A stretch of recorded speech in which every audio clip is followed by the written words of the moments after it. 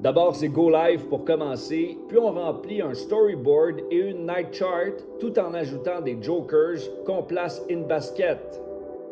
Ça, c'est les propos d'une professionnelle de la santé qui m'a parlé ces derniers jours anonymement. Elle dénonce l'omniprésence de l'anglais dans ses formations pour les nouveaux dossiers de santé numérique.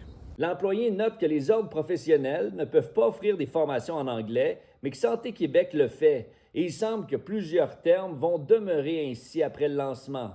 T'sais, déjà, d'apprendre à naviguer avec une nouvelle application, c'est une chose, mais avec des termes pour lesquels on ne connaît pas ou que les associations sont difficiles à faire pour le personnel soignant, c'est des délais qu'on rajoute à du monde pour lesquels ils se consacrent à donner des soins et des services. Ils n'ont pas ce temps-là pour faire une recherche.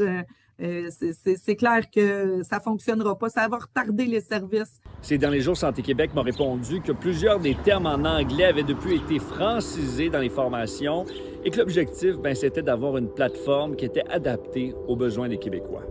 Pourtant, hier, lors du briefing avec les médias, on ne disait pas qu'on lancerait la plateforme le 9 mai, mais plutôt que ce serait le Go Live. On réduit les activités la semaine du Go Live qui précède le Go Live pour que ce soit contemporain avec le moment du Go Live. Il faut dire que c'est une compagnie américaine, Epic Systems, qui a remporté l'appel d'offres pour mettre en place ces dossiers numériques québécois. Et encore cette semaine, la question de la sécurité des données personnelles des Québécois interroge. Il y a une loi aux États-Unis qui s'appelle le Cloud Act, qui a été créée par le président Trump. Puis ce que j'ai entendu comme réponse de Santé Québec, c'est pas de problème. Les données sont hébergées au Canada. Mais non, finalement, il peut y avoir problème, même si les données sont hébergées au Canada, parce que la compagnie est aux États-Unis. Est-ce que les dossiers de santé des Québécois pourraient se retrouver entre les mains des Américains?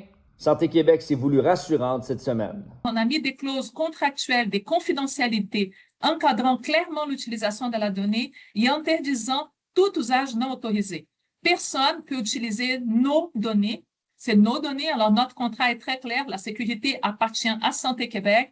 La question des fameux dossiers numériques a encore une fois occupé les manchettes cette semaine, mais pour l'instant, Santé Québec persiste et signe et compte toujours lancer la plateforme le 9 mai. À Montréal, Étienne Fortin-Gauthier pour Nouveau Info.